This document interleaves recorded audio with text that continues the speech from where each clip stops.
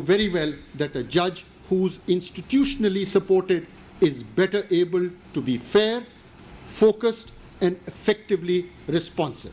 Ladies and gentlemen, I'm pleased to share that we have already begun translating this resolve for improving judicial well-being into concrete, short, and medium-term policy actions through the National Judicial Policy Making Committee, a committee comprising of all the Chief Justices of the High Courts and the Chief Justice of Pakistan as its chairman. Let me share with you that this journey began with a focused consultative process involving all key stakeholders, followed by an intense effort to set a meaningful reform agenda. Equally important were my visits to the remote parts of our beautiful country: Gawadar in Balochistan, Ghotki in Sindh, Sadiqabad in Punjab, Dera Ismail Khan in Banu in Khyber Pakhtunkhwa. There I engaged with the members of the district judiciary and the bar, and I must acknowledge the valuable contribution made in this regard by my brother judge, Justice Shahid Waheed. His contribution in advising me in formulating the agenda cannot be ignored. Their insights, the insights of, they helped me to identify the core issues, many of which were later included in the agenda of the National Judicial Policy Making Committee, which was finally convened on this 11th of July 2025. Now, it is my clear and firm belief that collective wisdom must always prevail over individual wishes. And without taking ownership of all the stakeholders, reforms are never lasting or effective. Guided by these principles, we, after thorough deliberation, reached unanimous agreement on 11 issues. I will only discuss a few which are relevant for the symposium that we are having today. First was, let's take the first, which was commercial litigation corridor. It was decided that what is going to happen is issues relating to corporate matters should be dealt with by one court, and same was the case with the appellate forum. It should have one forum and a bench of the High Court which should be assigned to deal with these cases, and same is the case with the Supreme Court.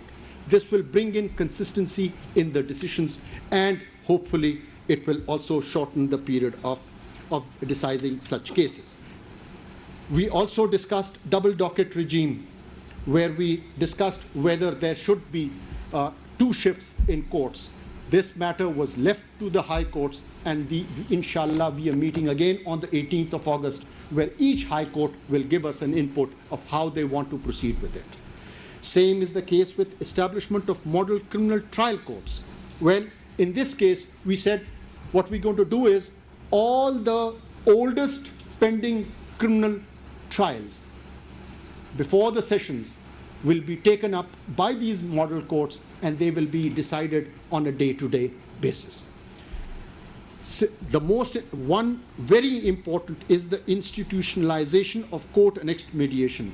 Let me tell you, mashallah, we've got 20 trained judicial officers already in our judiciary, and we have to take maximum use and utilize their expertise. And it was decided that to start off with, one district in every high court will take up this particular mandate, and we will assess how the progress has been made and decide about it after 3 months, and we will increase this particular aspect of it, but only once we see how the progress of the initial steps that have been taken. Then comes timelines for disposal of different category of cases. 13 different items were taken up: declaratory suits, declaratory inheritance, injunctions, rent cases, family suits, succession cases, execution petitions, labor cases. There were the 13 on which we decided. This can be increased later, but to start off with, we started with 13, and the High Courts have been asked to give us the timeline that they think is appropriate. We will inshallah decide it on the 18th. Then comes the Professional Excellence Index. This is something which we've introduced to facilitate talent of lawyers for induction into the district judiciary and elevation to the High Court judicial positions. Then comes this particular, the district judiciary will gauge the lawyers who come and argue cases before you.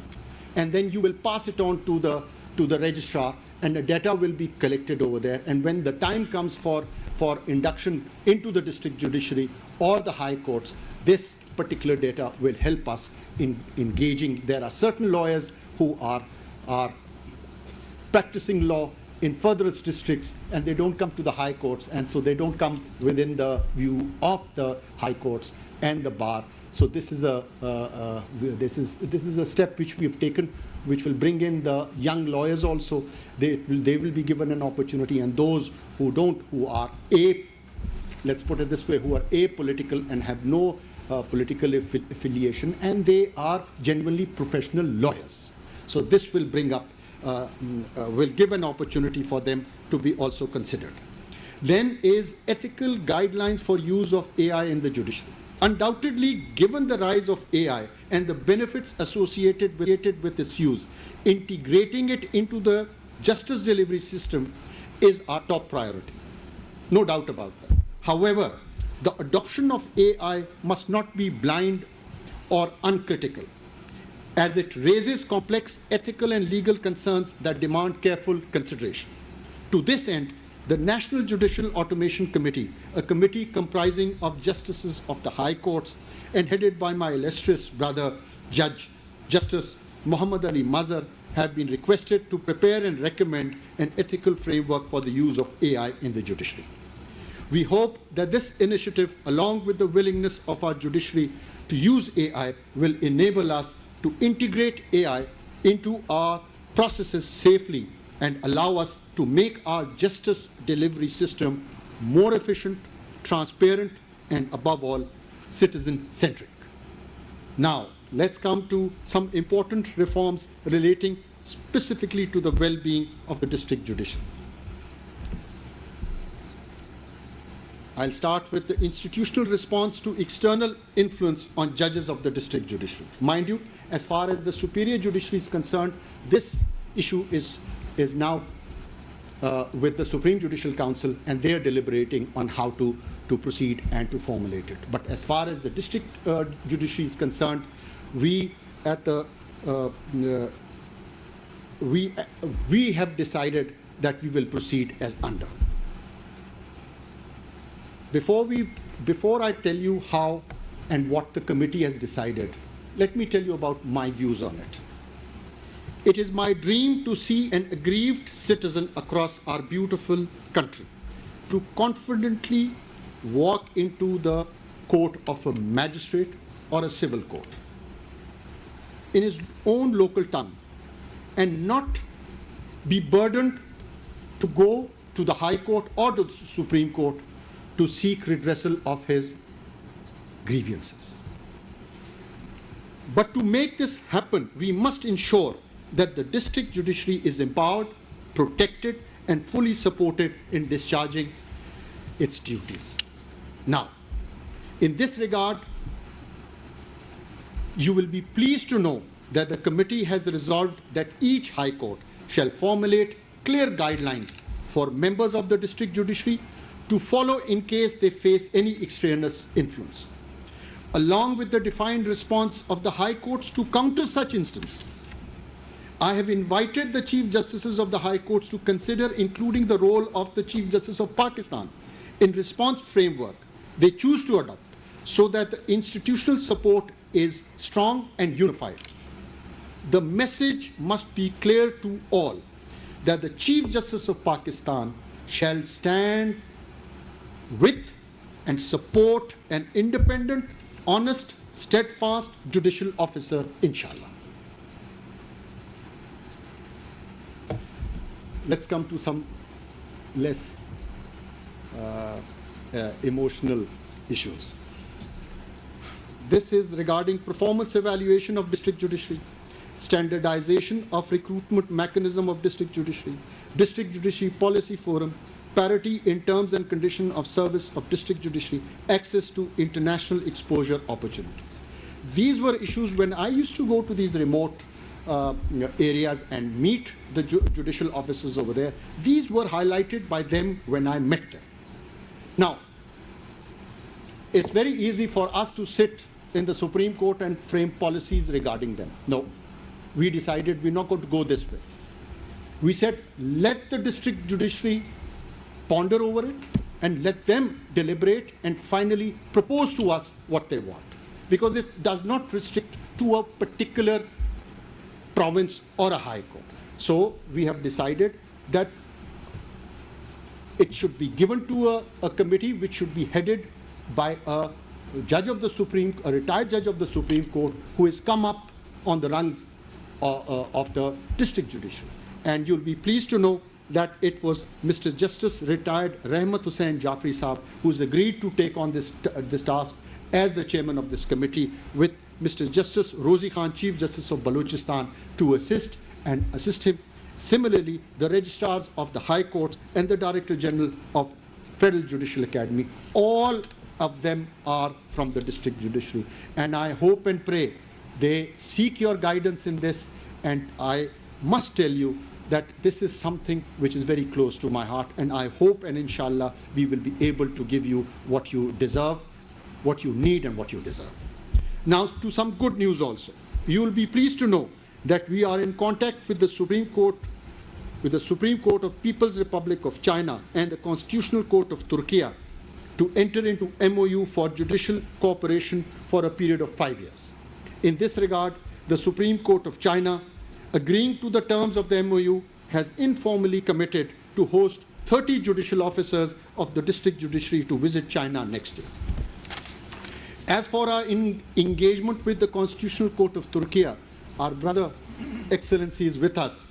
You'll be glad to know that our first batch of 5 worthy members from the Law and Justice Commission, National Judicial Academy, and from the establishment of the Supreme Court are still on their first trip of 18 days. Hopefully they will be back soon. And I thank you for that, Your Excellency. Respected members of the judiciary, as the Chief Justice of Pakistan has committed to caring for your well-being, he invites you to also commit to the highest ideals of public service. Always be diligent, disciplined, and respectful. Embrace accountability. Empathize with the citizen you serve, and always be polite and humble with them. These standards are not an additional burden, but always for you to honor your role, a role that matters not so much to the judiciary, but to the entire nation. Ladies and gentlemen, now let me appreciate the Federal Judicial Academy for organizing this national symposium under the thoughtful leadership of my brother Judge, Justice Miagul Hassan Aurangzeb. I commend you and your team for this excellent symposium. I also express my deep appreciation to all speakers, panelists, and development partners who have contributed to the dialogue today. The declaration we have adopted today shall serve as a moral compass and a practical catalyst for developing a national judicial well-being framework. To my fellow judges, this day is a tribute to your silent strength. But more than that, it is a promise that you are not alone. The entire institution is behind you. And I am fully committed to make your well-being priority of our reform agenda. But let me remind you, institutional changes take time. But I am proud that together we are making steady, thoughtful progress towards a system that serves both the judicial officers and the citizen with integrity and care. Today, by the grace of God, we gave voice to what was long left and felt but rarely said. That changes everything. From here on, may our support match the weight of what we carry. May Allah Almighty help us all in this noble endeavor. Ameen. Pakistan, Zindabad. Thank you. Pakistan justice Yahya Afridi तकरीब से खिताब कर रहे थे। उन्होंने judicial policy making committee के हवाले से गुफ्तगू की और बताया कि मुल्क के दूर दराज इलाकों का दौरा किया। अपने दौरों के दौरान डिस्ट्रिक्ट जुडिशरी के लोगों से मुलाकात भी की है। उन्होंने बताया कि जुडिशल निज़ाम की बेहतरी के लिए ये दौरे किए।